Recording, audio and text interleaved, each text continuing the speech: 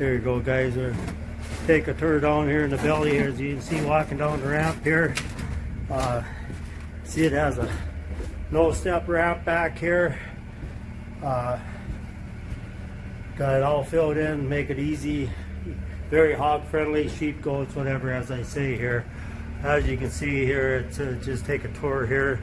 Side gate, divide gate here, all nice shape, works as it should. Like I say, the floor is about 99% here, guys.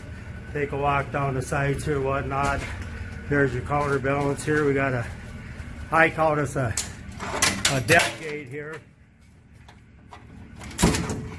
But if you got like a hog or whatever, if you're hauling hogs and lose one, it's easier to throw it in the belly than try and drag it up at the ramp.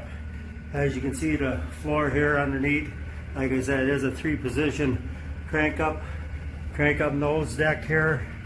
If you guys got any questions, feel free to call.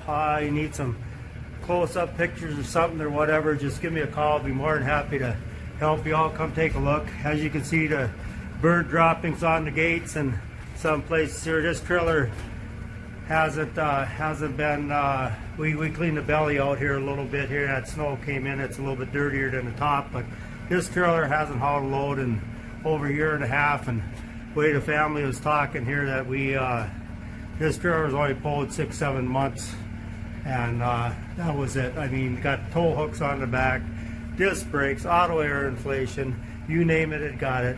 Appreciate it, guys. Got any questions or want to come look at it, feel free to do it. Appreciate it, guys. Good luck and have a good weekend.